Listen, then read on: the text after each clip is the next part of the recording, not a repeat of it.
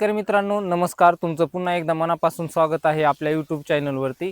आज आपण ऊस या पिकाबद्दल सविस्तर माहिती जाणून घेणार आहोत। आपल्या ऊस उत्पादक शेतकऱ्याचं प्रत्येक शेतकऱ्याचं स्वप्न असतं की आपल्या ऊसाचं उत्पादन हे एकरी 150 टन गेलंच पाहिजे। पण हे स्वप्न शक्य आहे का, हे साध्य करू शकतो का आपण? तर याचं अगदी सोपं उत्तर आहे हो। तर हे स्वप्न साकार करण्यासाठी मी तुम्हाला काही महत्त्वाच्या गोष्टी सांगणार आहे, महत्त्वाच्या सूचना सांगणार आहे। हा व्हिडिओ तुम्ही शेवटपर्यंत पहा, जेणेकरून तुम्हीही तुमच्या ऊसामध्ये एकरी तुम्ही 150 टन उत्पादन घेऊ शकता। हा व्हिडिओ तुम्ही शेवटपर्यंत पहा, जेणेकरून तुमच्या ऊसामधील उत्पन्न तुम्ही 150 टनापर्यंत नक्कीच घेऊन जाऊ शकता। हा व्हिडिओ तुम्हाला शेवटपर्यंत पाहायचा आहे। जर तुम्हाला हा व्हिडिओ आवडला तर तुम्ही तुमच्या ऊस उत्पादक शेतकऱ्यांना हा व्हिडिओ नक्कीच शेअर करू शकता, जेणेकरून त्यांच्याही उत्पादनामध्ये वाढ होऊ शकते। 150 टन उत्पादन काढायचंय तर मागच्या व्हिडिओमध्ये आपण बरीचशी माहिती पाहिलेली आहे। मागच्या व्हिडिओमध्ये जसं की आपण पाहिलं, लागवडीपूर्वी जमिनीची मशागत, त्यानंतर लागवडीसाठी योग्य हंगाम व योग्य वाणाची निवड, त्यानंतर लागवडीसाठी योग्य रोपाची निवड, खतांचं व्यवस्थापन, तणांचं नियंत्रण, या सर्व बाबी आपण अतिशय चांगल्या पद्धतीने मागच्या व्हिडिओमध्ये पाहिलेले आहेत। तर या व्हिडिओमध्ये आज आपण पाहणार आहोत आंतरमशागतीचे महत्त्व, बाळ बांधणी व मोठी बांधणी कधी करायची व कशी करायची, जास्त फुटवे कशामुळे येतात, अन्नद्रव्यांचं व्यवस्थापन कसं करायचं, दुय्यम अन्नद्रव्ये व सूक्ष्म अन्नद्रव्यांचं महत्त्व काय, आणि अन्नद्रव्यांची कमतरता कशी ओळखायची, या सर्व बाबी आपण आज या व्हिडिओमध्ये सविस्तर पाहणार आहोत। व्हिडिओमध्ये तुम्ही पाहिलं जसं की आपण या प्लॉटची, या ऊसाची लागवड आपण 30 एप्रिल रोजी केलेली आहे। आजच्या परिस्थितीला हा ऊस अगदी 4 महिन्यांचा झालेला आहे। एप्रिल, मे, जून, जुलै, ऑगस्ट असं 4 महिन्याचा ऊस झालेला आहे। 4 महिन्याच्या परिस्थितीनुसार या ऊसाची तुम्ही उंची पाहू शकता, अगदी माझ्या डोक्याच्या वरती आता 4 महिन्यामध्येच गेलेला आहे। आणि प्रत्येक खोडव्याला एक जवळपास 9-10 फुटवे घेऊन चाललेलो आहोत आपण। आणि प्रत्येक आत्ताची जी कांडी आहे तो तुम्ही कांडीची परिस्थिती दाखवणार आहे मी तुम्हाला। कांडी आपली जवळपास आत्ताच्या या 4 महिन्यामध्ये आपली कांडी ही 5-6 कांड्यावरती गेलेली आहे। सर्वच पिकामध्ये आंतरमशागत ही खूप महत्त्वाची असते, त्यातली त्यात ऊस या पिकामध्ये आंतरमशागतीचं एक वेगळंच महत्त्व आहे। ज्यावेळेस आपण वाढीच्या अवस्थेमध्ये, आपला ऊस ज्यावेळेस वाढीच्या अवस्थेमध्ये आहे त्यावेळेस आंतरमशागत म्हणजे फुटव्यांची संख्या वाढण्यासाठी आंतरमशागत करणं हे खूप महत्त्वाचं असतं। सुरुवातीला जी आपण बाळ बांधणी करतो, बाळ बांधणी करणं खूप महत्त्वाचं आहे, जेणेकरून आपल्या फुटव्यांची संख्या वाढते, फुटव्यांचा जोमदारपणा वाढतो। फुटव्यांची संख्या वाढण्यासाठी बाळ बांधणी करणं खूप गरजेचं आहे। त्याचबरोबर तुमची जी मोठी बांधणी आहे, आपण जे राखलेले फुटवे आहेत त्या फुटव्यांची एकसमान वाढ होण्यासाठी आणि राखून ठेवलेले फुटवे आहेत यापुढे नवीन फुटवा येणार नाहीत, यासाठी मोठी बांधणी करणं खूप गरजेचं असतं। त्या प्लॉटवरती आपली अगदी छोटी बांधणी म्हणजेच बाळ बांधणी झालेली आहे, आणि जी मोठी बांधणी आहे ती मोठी बांधणी तुम्ही पाहू शकता, अगदी मोठी बांधणी ही आपली झालेली आहे। बाळ बांधणी जी आहे ती बाळ बांधणी मी तुम्हाला मागच्या व्हिडिओमध्ये दाखवलेलीच आहे। या व्हिडिओमध्ये मी तुम्हाला सविस्तर मोठी बांधणी दाखवतो। इथे आपण ही 8 फुटाची सरी असल्यामुळे इथं आपण छोटा ट्रॅक्टरने पूर्ण जमिनीची मशागत केलेली आहे।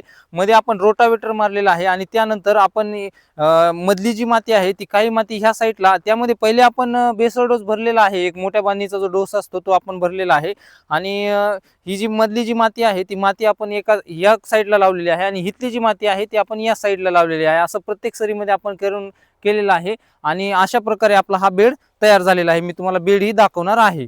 अन्नद्रव्यांचं व्यवस्थापनाबद्दल सविस्तर माहिती पाहणार आहोत। तर अन्नद्रव्यांचं व्यवस्थापन करत असताना जसं की आपण आंतरमशागतीबद्दल आता सविस्तर माहिती पाहिली, आंतरमशागती सोबतच तुम्हाला अन्नद्रव्यांचं व्यवस्थापन ही करणं खूप गरजेचं असतं। ऊस पिकामध्ये तुम्हाला तर माहीतच आहे, तुमचं नत्र असेल, तुमचं स्फुरद असेल, तुमचं पालास असेल, याचंही महत्त्व खूप आहे। त्यामुळे अन्नद्रव्यांचं व्यवस्थापन करणं खूप गरजेचं असतं। जर 150 टन ऊसाचं उत्पादन घ्यायचंय, बरोबर, तर 150 टन उत्पादन घ्यायचं आहे तर त्याच म्हणजे तेवढ्याच प्रमाणात तुम्हाला अन्नद्रव्यांचं, जमिनीमध्ये अन्नद्रव्यांचं प्रमाण ही देणं गरजेचं आहे।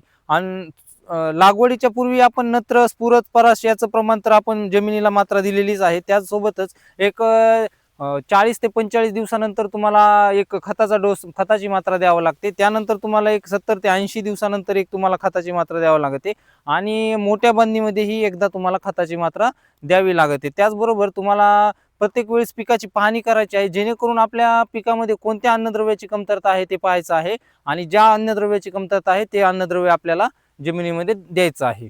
अन्नद्रव्य आणि सूक्ष्म अन्नद्रव्य यांचं महत्त्व, तुमच्या मुख्य अन्नद्रव्यासोबतच दुय्यम अन्नद्रव्य आणि सूक्ष्म अन्नद्रव्य हे आपल्या पिकाला देणं खूप गरजेचं असतं.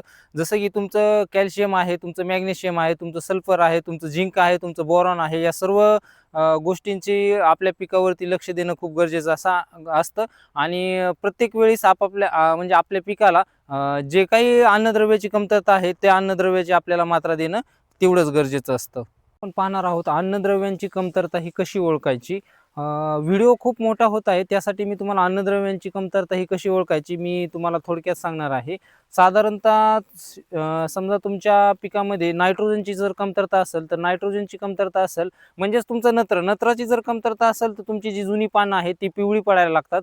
जर तुमचं फॉस्फरसची जर कमतरता असेल तर जी पानं आहेत ती पानं गडद हिरवीगार आणि जांभळट कलरची दिसतात. आणि जर तुमचं पोटॅशियमची जर कमतरता असेल तर तुमच्या जी पानांच्या ज्या कडा आहेत त्या पानांच्या ज्या कडा आहेत त्या करपल्यासारख्या दिसतात, म्हणजे उन्हाने करपल्यासारख्या दिसतात. म्हणजे कलर हा अगदी करपल्यासारखा दिसतो, त्यावेळेस तुमच्या पोटॅशियमची कमतरता असते.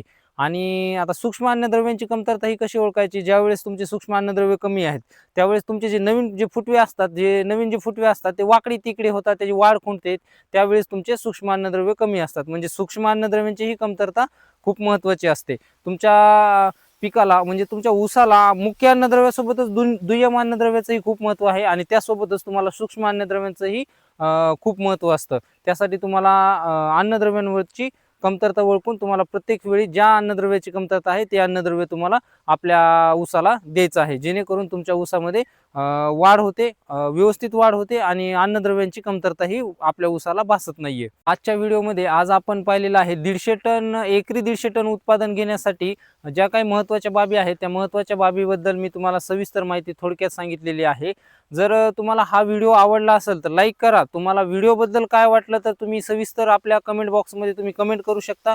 आणि जर हा व्हिडिओ तुम्हाला उपयुक्त वाटला असेल तर तुम्ही तुमच्या शेतकरी म्हणजे ऊस उत्पादक शेतकऱ्यांना हा व्हिडिओ तुम्ही पाठवू शकता, म्हणजेच तुम्ही शेअर करू शकता हा व्हिडिओ.